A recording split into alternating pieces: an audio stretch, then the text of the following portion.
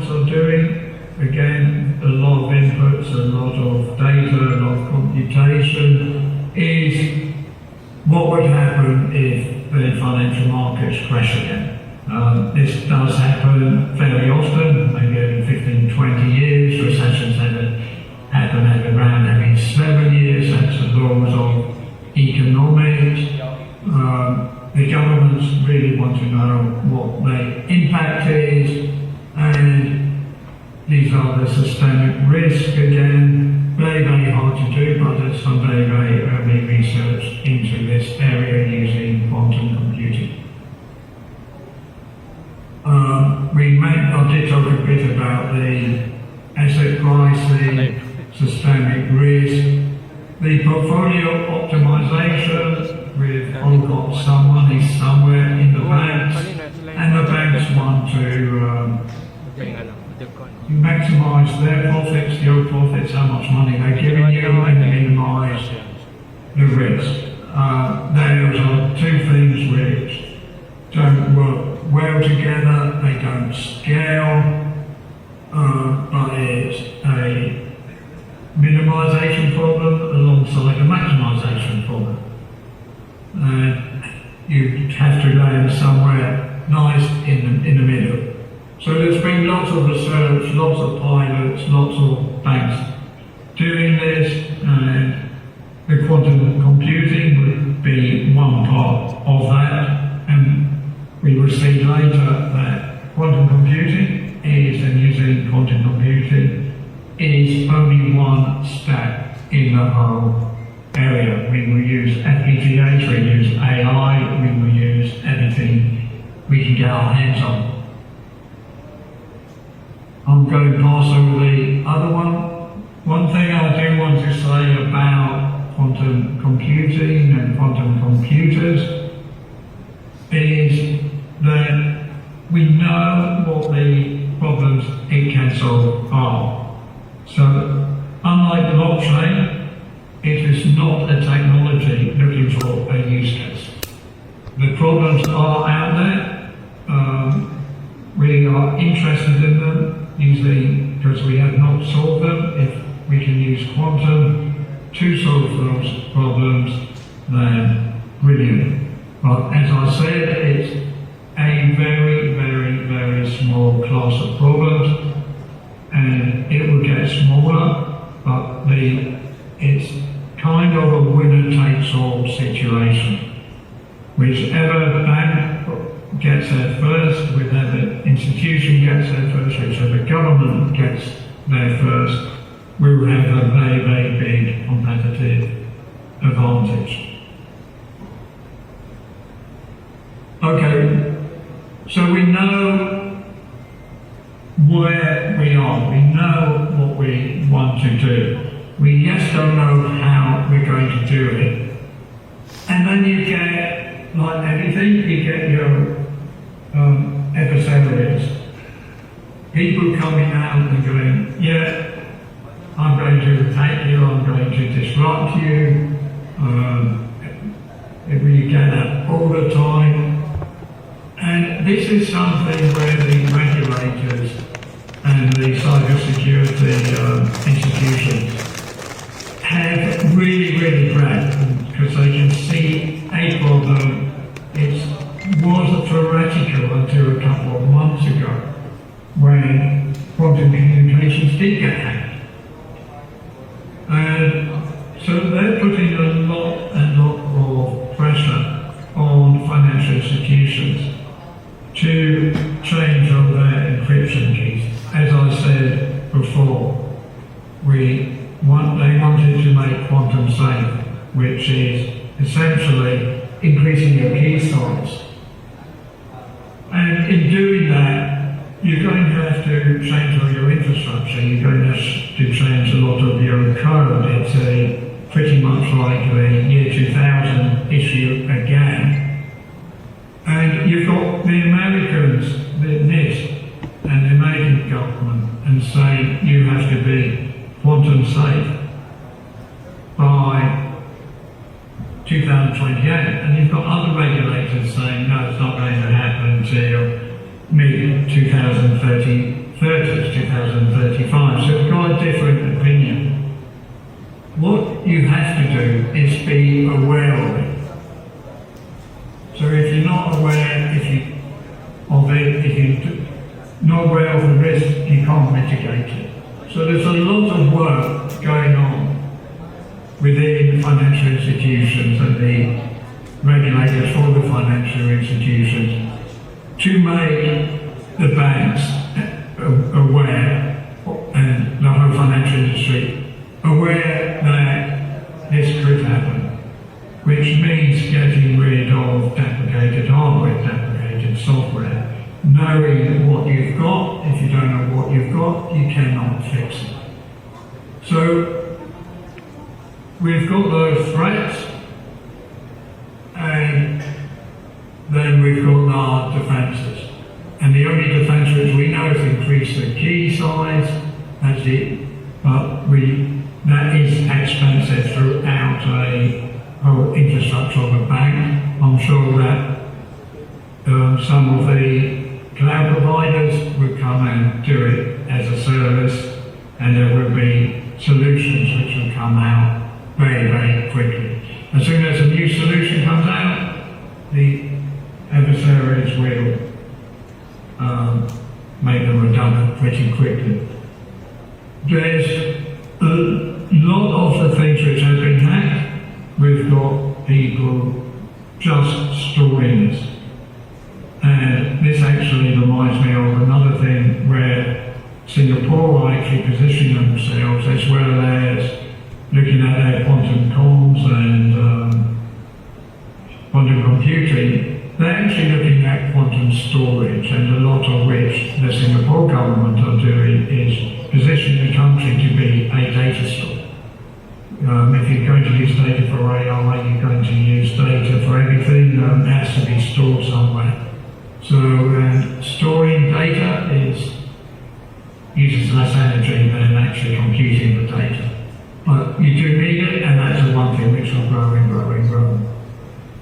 So the people who are hacking in, they're basically storing that data, and then they can start using it later. They can decrypt it later. So this harvest now, decrypt later is a real risk. It's happening now. What do you do when you catch them? Most regulators are thinking, are we just going to retain this data in a secure place? What is secure, what isn't secure? So it's out there. It's a very practical problem, and as we all know, data is really not destroyed. An interesting fact is that financial institutions only use 5 to 7% of the data which they have. So this, we are under attack. It's simple. The Kyber attack, CVEs were issued. The adversaries come up with better ways of doing it. This is a timing attack. It's on the infrastructure more than on the code and on the chip, but it's out there. So, we've got things traveling at the speed of light and people can tap into it. So, again, nothing is safe. We think something is as good as it can be. It's always a risk against reward issue. So, we will keep driving that. As soon as we come up with something new, someone will end up attacking it. And this is basically the timeline. So I've actually been working with a lot of institutions on this ever since NIST came out and said, yeah, you have to start doing something. So, as I said, NIST think that you should start making yourself quantum safe now. They've issued standards, they've issued new algorithms. There was a whole set of new quantum safe algorithms endorsed by Neust last week, whereas other governments, like the UK government, are saying be aware of it, but they don't think it's going to happen until the mid-2030. So it's out there, it will grow, it will keep being bombarded with regulations and instructions from people like Neust. Neust is basically the gold standard here, so most cybersecurity experts and practitioners and the banks will follow what Neust have said. In Singapore, there's the MAS, Monetary Authority of Singapore. What they say basically affects most of Southeast Asia. And as I said, they've issued new guidelines and they're looking at the beginning of the 2030s. One of the things which we have to look at when we're looking at risk is actually supply chain risk. This is a risk which is understood but very barely implemented. So American government have seen this with what happens if TSMC is no longer in existence, or our NVIDIA chips disappear. Then all the AI industry disappears. There's not enough demand, people are positioning themselves in there. There's been banks who've outsourced everything to a cloud provider. That cloud provider has outsourced to another cloud provider, and the financial institution did not know who actually was running their code, their systems. So the real big thing is the supply chain risk.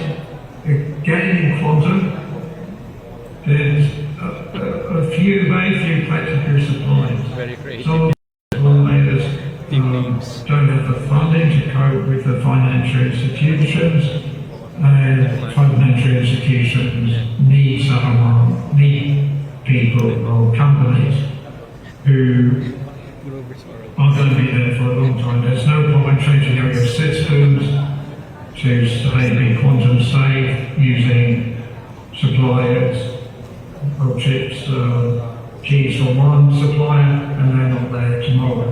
On the other hand, financial institutions love to say that they innovate and support young companies.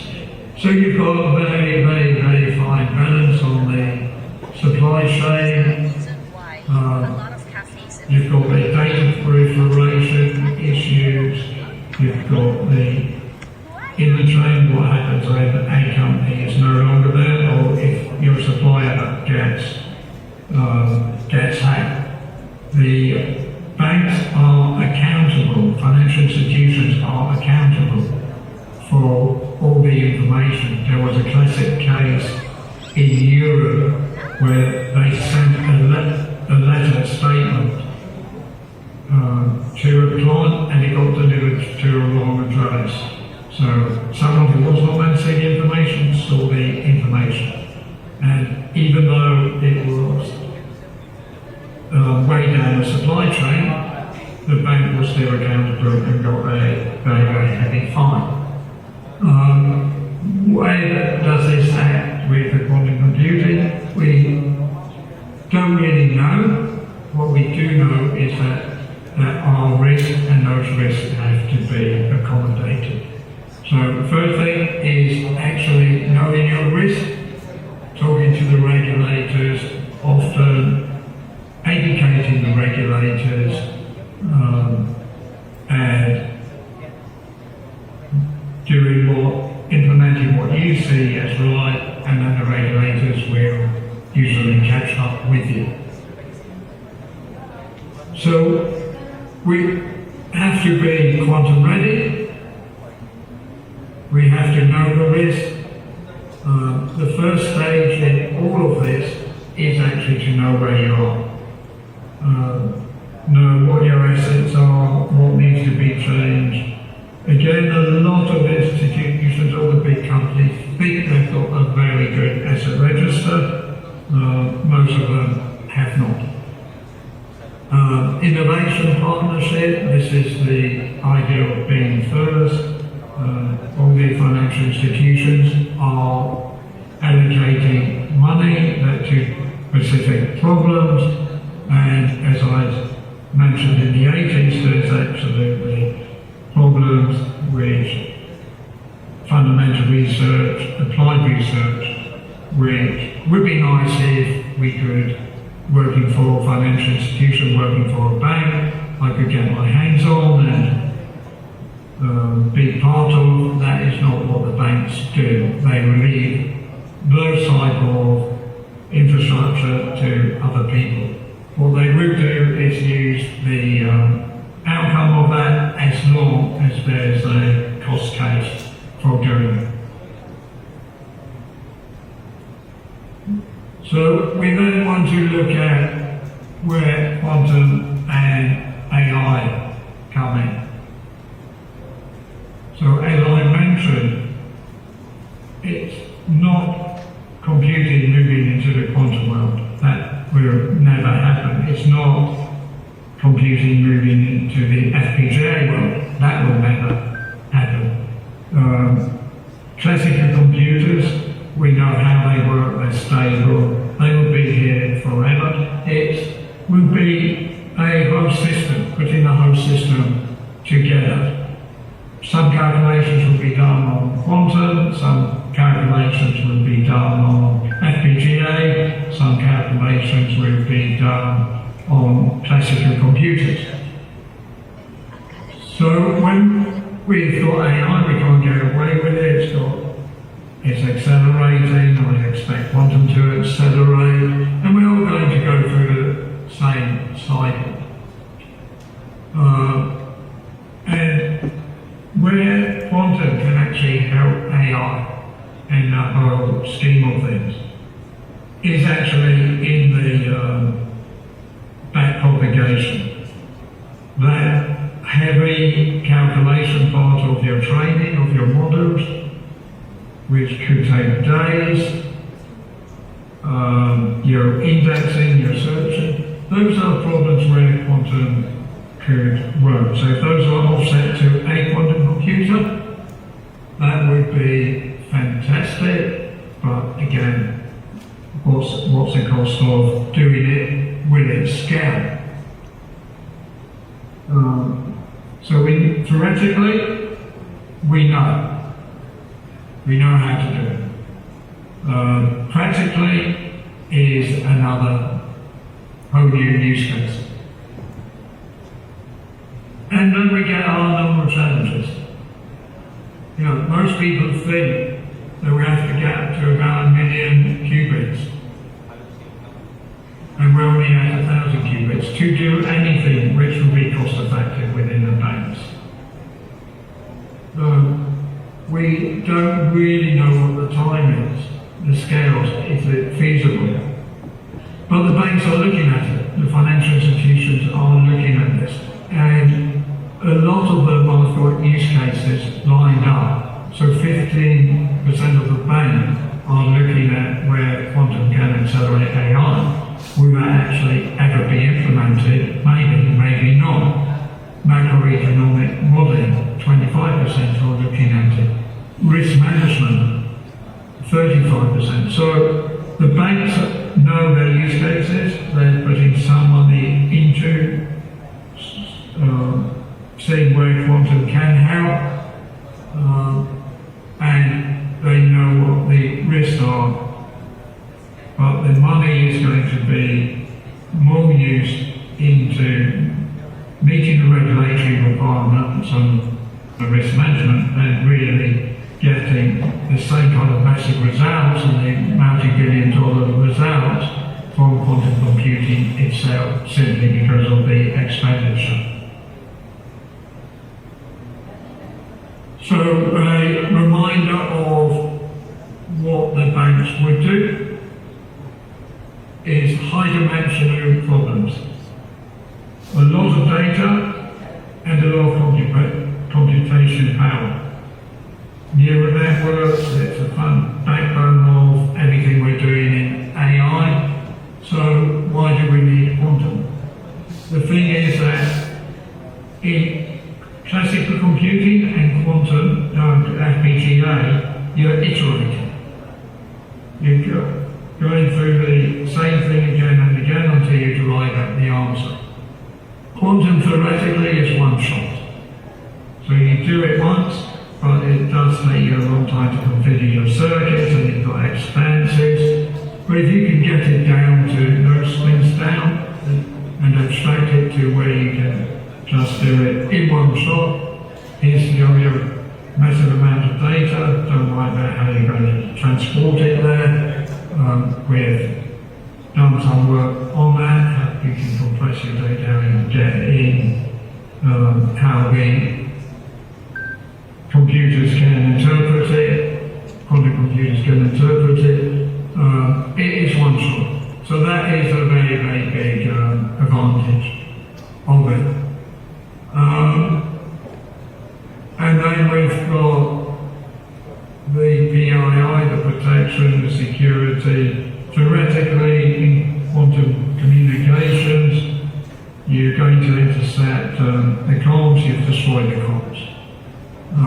Synthetic data generation is an interesting subject. This is to do with PII, personal data protection.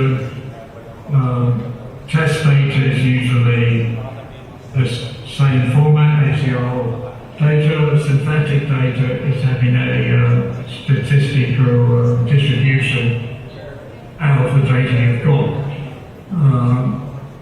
It's a better way of testing and evaluating because you're not allowed to develop systems using your real data. One shot to get maybe terabytes worth of data is a very, very good thing.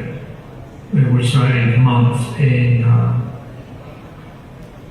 system development or product development. Green chemistry, there's a lot of research. This is basically understanding the reactions, how molecules react. There's ways of looking at the catalyst, what catalyst do I use? Various institutions spend months on trial and error. Again, this can be very, very quick. It's a big data, big computation problem. And we're out now, and this is, people are looking at it, they are trying, experimenting, and they're getting results. The other thing which is a very interesting metric is the energy cost. Okay, if you've got a cryogenic computer, that's obviously going to take a lot of energy. But you're at room temperature, you've got ions, actually your cooling costs are a lot less than the classical computers and your data centers. So quantum computing, interesting, can have a very, very good environmental impact. I've talked about the impacts and what people are doing, what the banks are doing, and the banks are leaving it to Google, IBM, Raycon to actually get the technology out there. And I did mention again that it's a very, very thin class of problems we're trying to solve. And AI hits that wall, FPGA hits that wall, so we're looking at something which doesn't hit that wall. Pilots, we've talked about. And then a quick word on FPGA. And FPGA, as well as doing the calculations, it's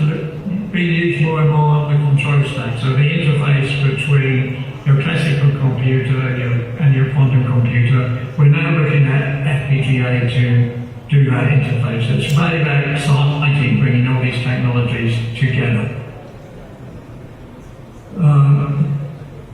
So the key takeaways are really that quantum computing can offer lots of benefits, but it's got massive, massive risk. The regulators are on top of us, and all the technologies will be working together. So that's where we are. And thank you for the time. I'm really sorry that I cannot be with you in person. Next time I will do my utmost to be there. Thank you so much.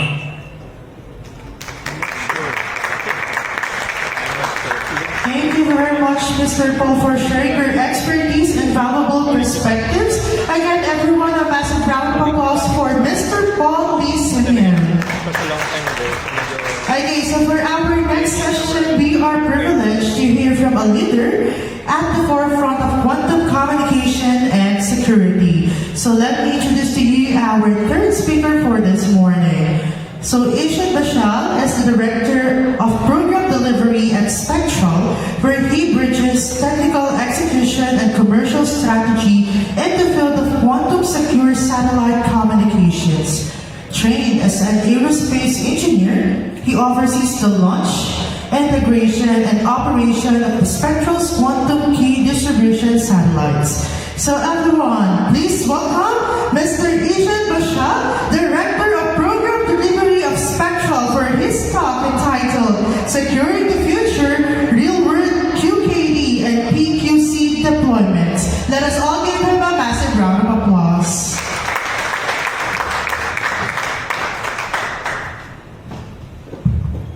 Hello everyone, I'm very glad to be here and thanks for making time on Saturday morning to come to this hackathon.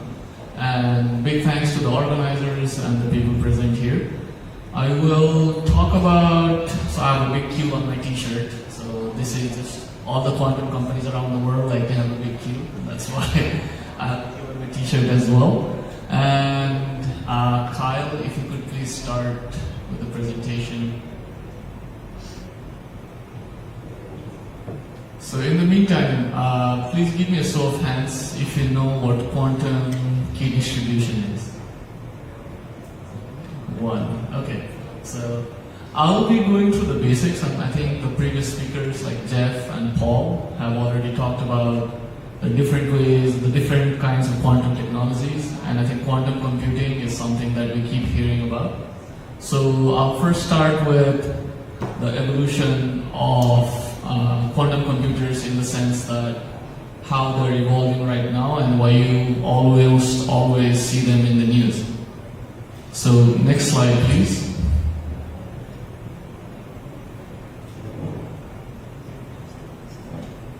So quantum technology can broadly be categorized into like three main pillars, right? So one is communications, one is computing, and one is sensing. And so far, we've seen at least some introduction into quantum computing, how they can change the way we do computations, what it unlocks. But then there are other parts as well that we need to think about in building the future.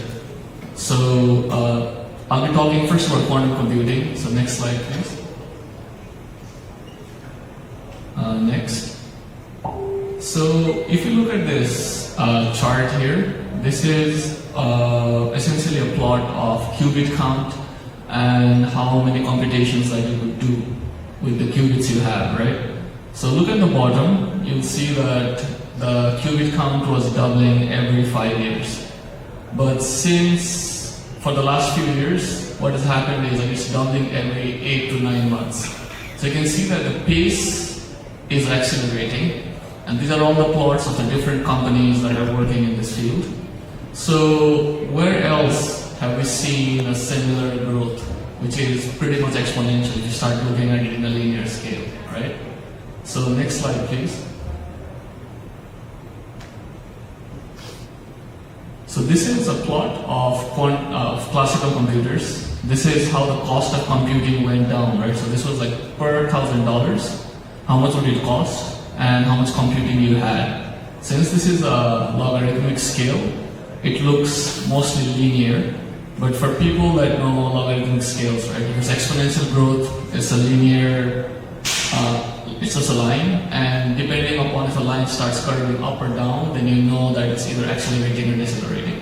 So this is what we have seen, and in the same way, if we go to the next slide, we'll see that quantum computing is also starting to, the evolution and let's say the computing of quantum computers is also starting to increase, and it will only accelerate. Next slide.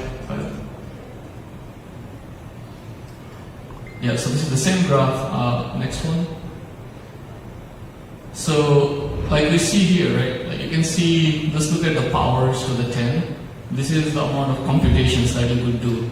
And if you look at that number and what look in on the left, so it's 10 to the power 5, that's the qubits, but that's the number of computational branches that you can have. So it's like 10 to the power 30,000. So the growth would be phenomenal. What this would mean is that there would be a lot of increase in the, let's say, computation simulations for certain types of problems, not all kinds of problems, but for example, like understanding nature and understanding the protein structures, a lot of the things that are actually quantum, but we're trying to model using classical computers, I think we'll be able to understand those in the near future. So, but then like, there is a benefit of having a computationally powerful quantum computer, but there is also a risk. And the risk is that a sufficiently powerful quantum computer would also be able to break the encryption, the software-based encryption that we are using right now. So I think a lot of the people in the crowd are using apps like WhatsApp or some secure messaging app, right, which is end-to-end encrypted. But it relies on the software complexity that is difficult for a classical computer to solve. Versus that exact problem would be very easy for a quantum computer to solve. Next slide, please. Next one. So I'll be talking most about communications, because we're talking about encryption, data transfer, data storage, and those kind of things. Next slide. So this is just an introduction about the company I work for. So we are called Spectral, so with a big Q in the middle. And then we were founded in 2018. So we spun out of Center for Quantum Technologies, which is the premier research institute regarding quantum tech in Singapore, and also one of the leading institutions around the world. Then we launched our first satellite, which was essentially a 3U CubeSat, which would be 30 centimeters over 10 centimeters over 10 centimeters. And the idea was to demonstrate entanglement in orbit. And that was done in 2019. Late last year, we launched our second satellite called Spectre. And we are currently commissioning that satellite to experiment with quantum redistribution using satellites. And we're part of a project with the European Space Agency, where we are running trials, where we will run trials between like Europe, Singapore, and demonstrate this technology using just commercial networks. And in Singapore, we're also building out the fiber network to be able to connect Singapore with other parts of the world for like quantum safe communications. Next slide, please.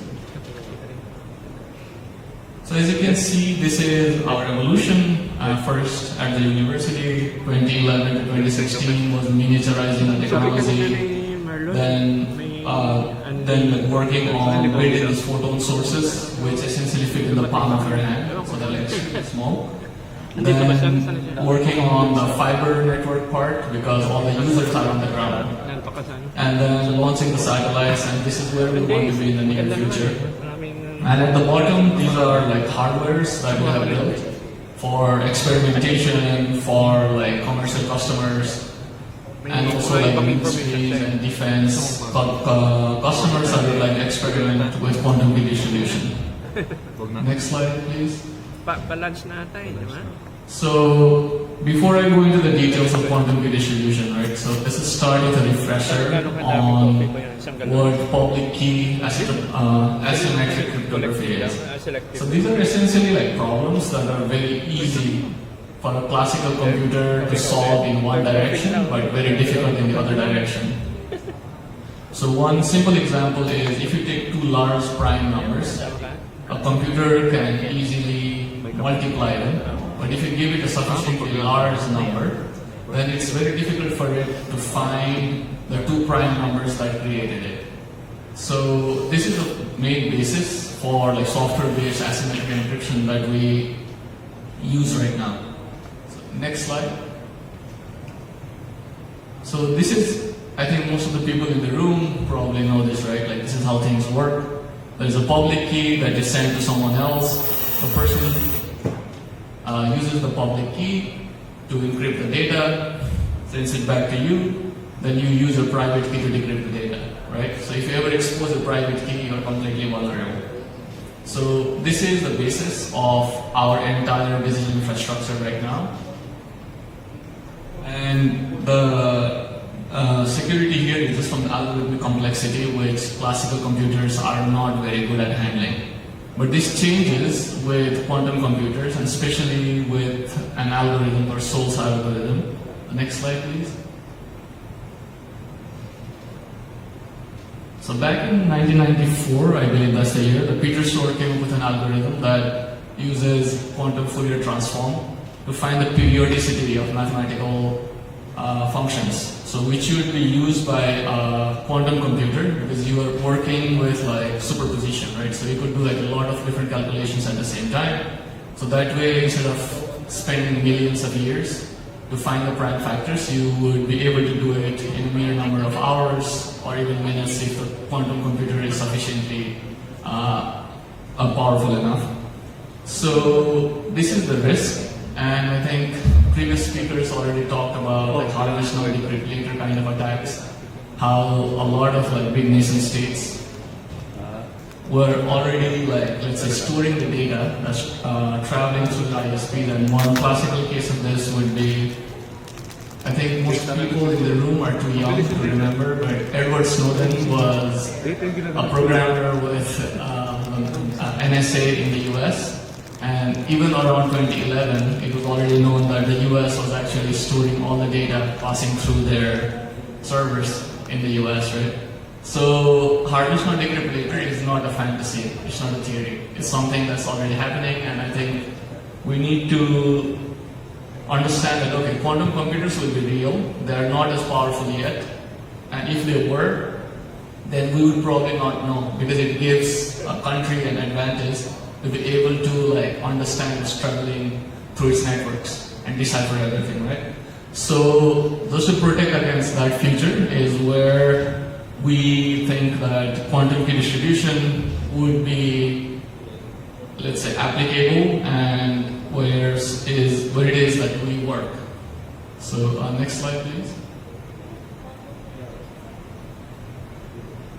So you could say, right, like not all data has high value, because let's say the messages that I send to my friends is probably not that valuable. But for example, let's say the president of the Philippines writing to the president of the US is probably high value data. And there might be things that are discussed that are for the future planning of the country or the relationships. And you would want to have that unknown for a long time. And a lot of like classified data fits into this category, right? So today, quantum computers are not powerful enough, but you're still generating data which would be valuable for the long run. Now, we also know that like overhauling a network system or overhauling, like migrating to something like post-quantum cryptography or problems that are difficult for a quantum computer are not done overnight. They will have a long time. So if you have data that is a long shelf-life, there is a migration time, and if the sum of that is longer than the threat timeline, then you are vulnerable. So this is called Neust-Qcsp-Qc-Cybersec-Hackathon theorem, and this is where harvest not decrypt later kind of attacks will be the reasons that would most likely make us vulnerable in the long run. Next slide, please. So, I think this was briefly covered, but then I would just like to point out the two different ways, right? Recording stopped. So, yeah. So, like classical computers, for classical computers who have problems that's difficult for them to solve, you could think of problems that are difficult for quantum computers. And this is what NIST has done. So they put out a call and had like researchers from all over the world like say, okay, can you think of problems that quantum computers would find it very difficult to solve? And they came up with a few algorithms, and it was like a long process, I think from 2017, 18 until 24, when they came up with these 4 candidates. So that's post-quantum cryptography. Then there is quantum key distribution, right, which is hardware-based, where you are using physical photons to come up with a random number. So it's not just like based on algorithmic complexity, because algorithmic complexity could be vulnerable because some smart person in the near future could find a way to crack the algorithm. Then the data you saved or you encrypted using that kind of algorithmic complexity becomes vulnerable again. Versus for quantum key distribution, the way it works is that you are actually using the physical properties of photons, and there is a video that I'll ask Kyle to play at the end of this slide that will, I hope, will help you understand how the thing works, right? So there are 2 main categories how you could be quantum safe. One is QKD and one is post-quantum cryptography. So we are involved in both, but our heritage lies mostly in quantum key distribution. Kyle, could you please play the video?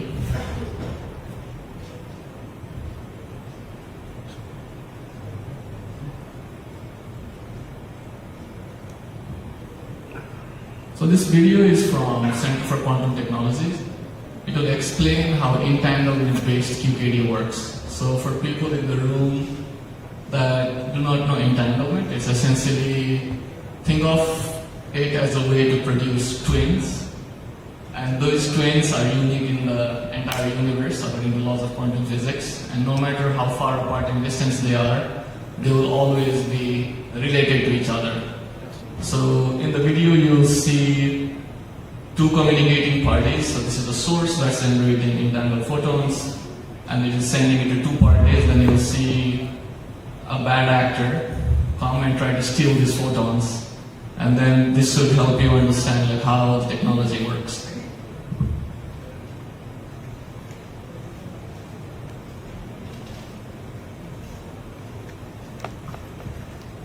So the rotating arrows are just polarization.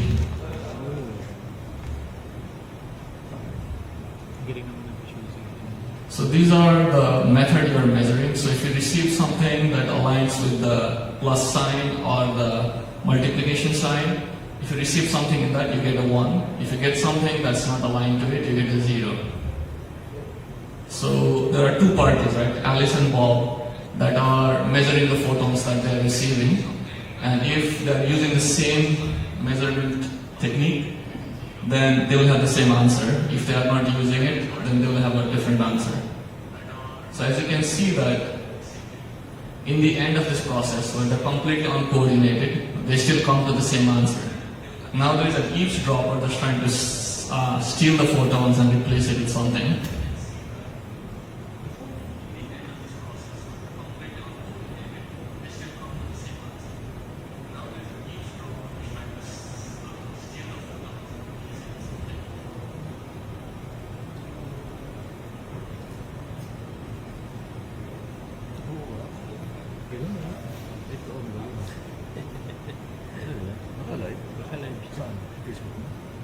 Facebook. Sarili gusto yun. Hindi, sa akin QCSP yan. Meron din QCSP yan. Ewan ko, sa akin lang to eh. Actually, pagka nagkapera na sa ipikit So as you can see that, like, since you cannot really know if someone was looking in, but what you can see is that the error keeps increasing if someone is trying to tamper with the link. And this gives you an indication that after a certain threshold, your channel, like the amount of information, link in yata. the amount of information that you are not revealing to the external party is too much.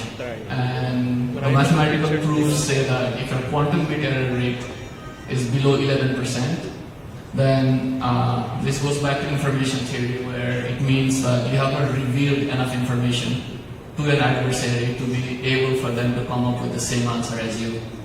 So I think people doing the computer science or electrical engineering, you know what Claude Salmon, information theory, error correction, right? So all of that is roped into calculating the quantum bit error rate.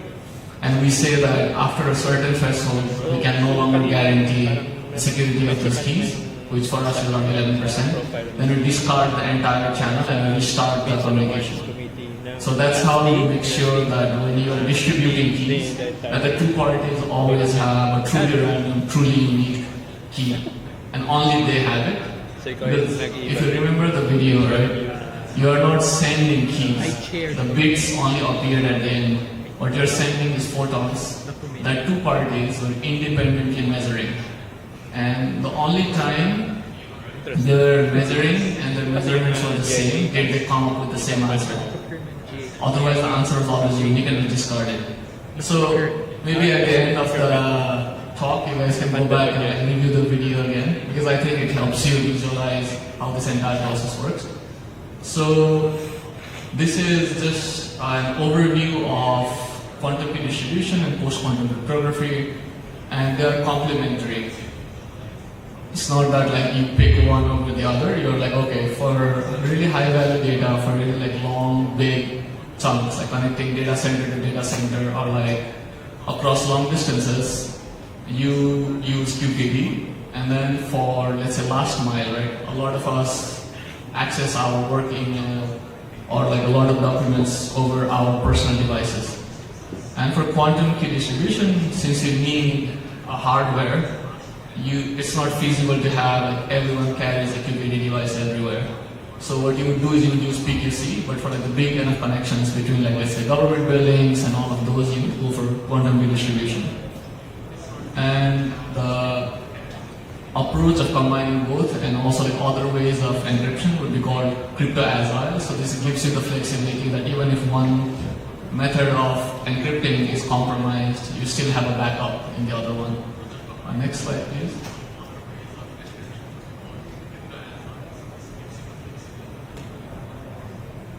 So for quantum key distribution, there are like two main ways, and one is called fiber-based quantum key distribution. Essentially, you have like two hardware boxes in two locations or three, and the principle is the same. So that means that there will be a source that's sending the photons. There will be measurements that are happening, and then in the end we'll come up with the same answer, like in the previous video that we saw. Then the other one is doing the same process using satellites. And next slide, please.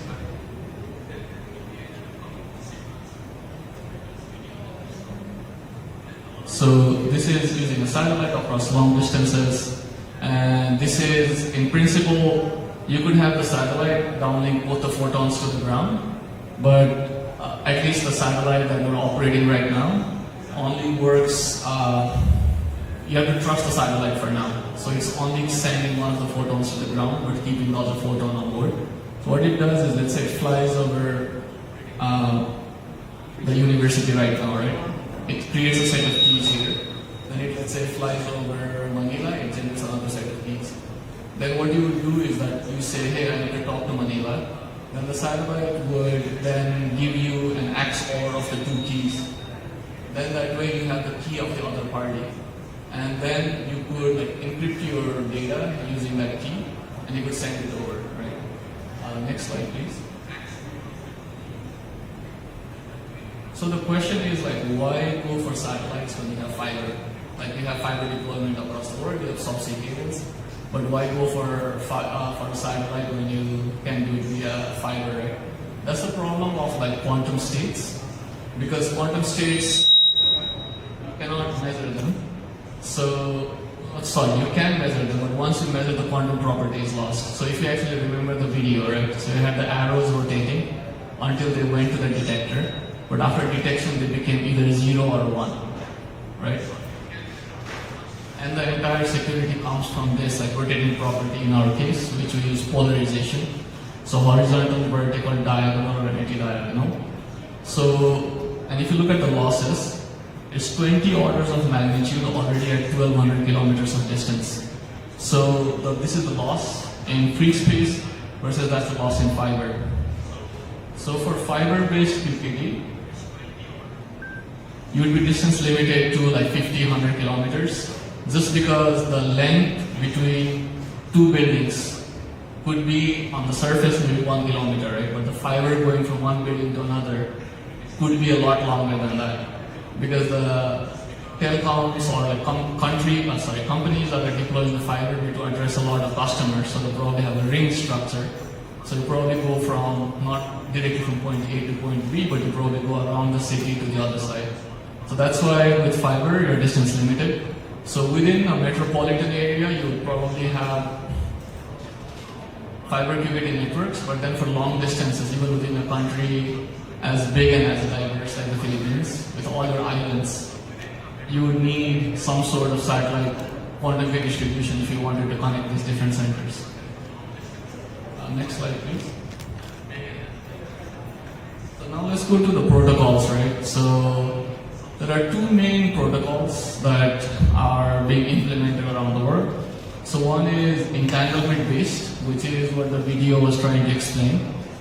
And entanglement-based is you're creating twins, you're sending it to two parties. Versus the prepare and measure BB84 is where you are using a quantum random number generator to, let's say, the simplest implementation would be, again, let's go back to polarization, right? You have horizontal, vertical, diagonal, anti-diagonal. So you have 4 lasers that are creating these, let's say, 4. But you pulse these lasers using a quantum random number generator. So what that does is there is no fixed periodicity on which laser is going to flash next. What that means is someone cannot predict, but the sender and the receiver do not coordinate beforehand either. So the sender knows what the sender is sending, but the receiver again does the calculations in the same method as was explained in the video. And only when the receiver has used the same, let's say, basis as the sender, will they have the same answer again. So this is what BB84 is. That's what entanglement was, essentially like creating twins and sending it over to two parties. So, but then there are like a bit, some, let's say, vulnerabilities with the prepare and measure. So it requires a random number generator. And most of the things are not fully random. So the problem is that something is random, is never really proven. Can only prove that it's not truly random. So it's that's why you want to go with a process that guarantees randomness by design, not by implementation, right? And then I think I'll go more into the entanglement part, because it has applications just beyond quantum key distribution. It goes back to quantum entanglement, it goes back to like quantum computing, distributed quantum computing, and also the quantum internet, which is being developed around the world, and I think Paul alluded to it in his slides as well.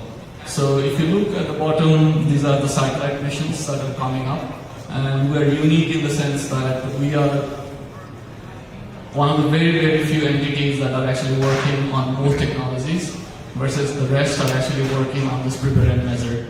Next slide, please.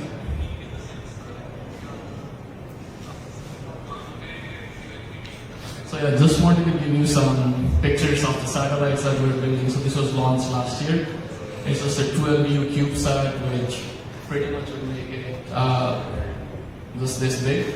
It weighed around like 15 to 17 kilos. This is a bit bigger, around 22 kilograms. And this is what we are using for technology demonstrations. Essentially to highlight that this technology is possible and we can deliver single photons. And this will have the both protocols that I described earlier, And this will be more for like commercial operations. What I mean with commercial operations is that you want to have, let's say, a high rate of key delivery to meet your network needs. And that's why we're working on both, and after the second satellite, we hope to have like, quite a few satellites flying around so that you could actually buy and operate a quantum safe network. Next slide, please. Yeah, and these are just a bit more pictures. I thought that the students in the room might appreciate that building and launching a satellite is not trivial. So it's like going to a surgery room with a lot of like gloves, masks, and then you have to put it in thermal vacuum. You're trying to simulate space environment. So the satellite is in a low Earth orbit. What that means is the satellite is going in a 90-minute orbit. So it goes around the Earth in like 15 times every day, and it goes through like extreme heat, extreme cold. So we have to like validate all the systems for that. And this is just for shaking, because the rocket launches are not kind. So it's like being shaken to a lot of higher G levels. And this is what we're doing in the lab to try to figure out like how the link would work. So this is simulating the ground telescope, and this is the satellite. And since this is optical communications, you need a telescope on the satellite, and you also need a telescope on the ground to receive the signal from the satellite. Yeah, next slide, please. Yeah, this is also an overview of what's required. Like so far, we're covering mostly the ground side, and we're talking about receivers, right? So on the ground, we have a telescope, but what we also need is a quantum receiver that can receive the keys from the satellite and do the measurement to come up with the key. And the beauty of this technology is that if you already have an observatory, or if you have the telescopes around, you could retrofit with the quantum receiver to upgrade your location or your system to receive the quantum keys. And this is something I think that would make implementation easier for a lot of places with observatories. And that's what it is. And the next slide will show you what it looks like. Yeah, this is the telescope in Singapore, at the National University of Singapore, which we're using right now to commission the satellite. Yeah, next slide, please. And this is just an overview of how, let's say, you would see a global quantum key distribution network. So metropolitan areas with a ground station, with a fiber QKD network, with a lot of customers. And then the satellite distributing keys in two locations, here Philippines, Singapore, where you would have a similar setup on the other side. And then one example and a lot of interest that we're seeing is from countries to secure their communication with their embassy networks. So a lot of European countries are deploying these kind of systems. They have something called European Quantum Communications Infrastructure Project, investing like a few hundreds of millions just to make this a reality. Yeah, next slide, please. And since this is a hackathon, I thought maybe it would be good to give an overview of the use cases, but this is being trialed right now. Yeah, next slide. So this is for the financial service institution. So JP Chase, like one of the largest banks in the world, was working with fiber QKD devices to just experiment, right? Because this is a new technology. You don't know when quantum computers will be sufficiently powerful, but you want to prepare for that reality. So there are banks that are doing the trials. JP Chase is one, HSBC is another one, and in Singapore as well, like the central bank asked us to deploy a network that will be a test bed for the banks. So you could also find a report online on that if you're interested in what we learned, what the banks have been recommended to do, and how you would move to a quantum safe network. So this is one, and the next one is for, next slide please. So for the healthcare sector, right? Your healthcare data is quite important, and maybe there are things that you do not want to share about what health conditions you have, and also you also don't want to be targeted by ad companies about, let's say, if you have like diabetes, they could play into your fears, right? So mostly in Western countries, like in the US, there is something called HIPAA. In Europe, there is big data protection on the medical, let's say, records of your medical records. So that's why they're also trialing this technology to secure, like, transmitting your medical records or just storing them between different facilities. And this is the two main companies that do like fiber QPD boxes, Toshiba and ID20, and they use serial names in most places regarding fiber QPD. Versus the space sector is quite new, like we're one of the players that have a satellite in orbit, but there will be a few more launches coming up sometime next year from other players as well. Next slide, please. Yeah, then again, this is about the healthcare sector. But also like they're also doing backups on genome data. So it's just like, I think these are just examples of what you can think of would be valuable data to secure for a long term. And let's say, I think Ed was telling me this morning that Neust-Qcsp-Qc-Cybersec is very big in rice research. So let's say you're a company that has come up with a new strand of rice, and using Ed's example, that are like short, have high productivity, and are not vulnerable to wind or like a lot of rain or lack of rain, then that's commercially valuable, right? So you could either patent it, or let's say you could want to create some value out of it as a know-how that you have. So you would want to secure it for a long term. And that way, if you have come up with this new IP, intellectual property, but someone hacked into your system and stole this data, right? Then you don't have the commercial value anymore, which could have made you like a lot of money, maybe funded future research. Now you don't have access to that because it's already in the public domain, someone has already stolen it already. So for storing those kind of things, it's also valuable.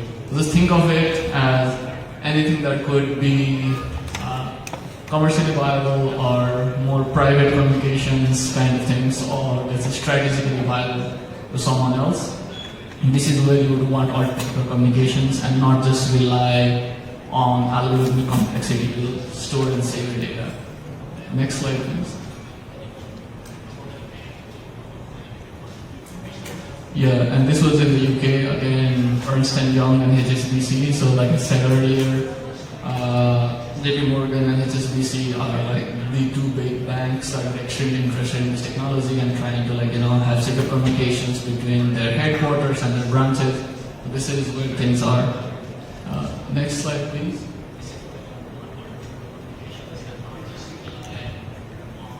Okay, so we talked about quantum communications, quantum security, quantum computation, right? But what is this all leading to? And who are working in this field and where things stand right now? So next slide. So this is an overview of what's happening around the world. So in terms of quantum key distribution, like China is the absolute leader. So they launched their first satellite in 2016. So after that, they have launched one more satellite, and this year and next year they'll be launching a few more satellites. And if you see this network, so these are all the fiber QPD boxes that I was saying that you can only go up to a certain distance. But China being a big country and a huge landmass, they are not only relying on satellite, but they also want to have a lot of fiber connectivity all over the country. I think at the moment it's over 10,000 kilometers long, but they want to go up to 35,000 kilometers, at least connect all their, let's say, big cities to the network. And then they will also be launching quite a few satellites to support this network. Then in Europe, there's EuroQCI. In the US, there are a lot of different test beds, like Chicago is pretty big. And they are working on quantum information networks, which essentially relies on entanglement to distributed quantum computing, or at least entangled quantum computers for sharing communication between the two nodes, right? And in Singapore, we talked about like we have built the National Quantum Safe Network. It has 3 nodes right now, but we will be expanding it. And then in South Korea, Japan, there's a lot of activity. But why are countries investing so much in this technology, right? One is data security, but it's also building the infrastructure for the future, which is the quantum internet. Next slide, please. So this is where we are today. So if you remember the first slide that I shared, right? So there was communications, computing, sensing. So with sensing, the idea is also that you hear about the news, right? That, hey, GPS denied environments. Now you cannot, let's say if it's a conflict area, then you cannot just rely on GPS. Now you need position, navigation, and timing from processes that someone cannot jam. So quantum is good at that. And then also synchronization. So this is applications in astronomy. So for astronomical interferometry, if you could have entanglement between like 2 locations, you could actually resolve much finer details of the stars very, very far away because you have very accurate timing. So this is where we are today. Like QKD is the most mature technology right now. So then there's the quantum clock synchronization, commercial QKD service, entanglement distribution, quantum networking, and quantum internet. So that way, our internet would also have like a quantum internet counterpart, where everything will be secure just by design. You would not need to rely on even QKD for that, because quantum internet would work with entanglement swaps, so you could have information exchange between different locations in a very secure way. Next. Yeah, these are just some papers that you could go and look for yourself. And I think this is more for like a reading exercise if you're interested to see what quantum internet is, how it will play out, and what the big players that are working on it. Yeah, and that's the end of my presentation. Thank you very much for your time.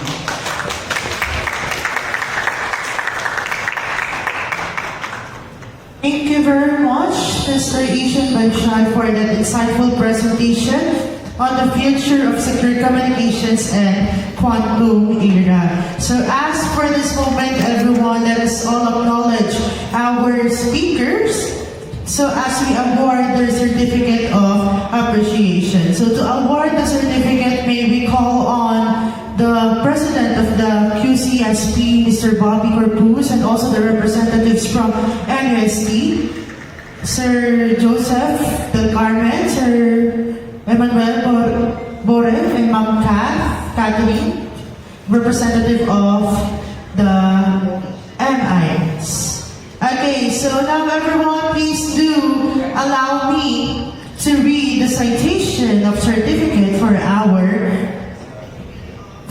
speakers. So the Quantum Computing Society of the Philippines award the certificate of appreciation. So this certificate acknowledges that Mr. Jeffrey Abroad has masterfully shared insight as a speaker in quantum computing and cybersecurity talk, an online lecture offered by QCSP as part of Quantum Computing and Cybersecurity Hackathon. Signed by the President of QCSP, Mr. Bobby Corpus Jr. And so let us give time for them to have a quick photo of. Everyone, a warm round of applause for Mr. Jeffrey Abroad.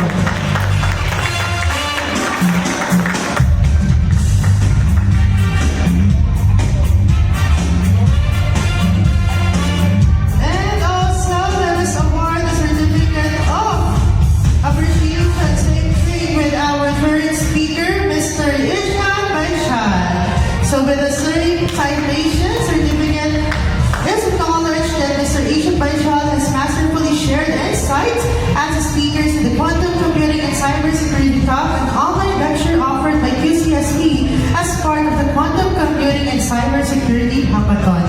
Signed by the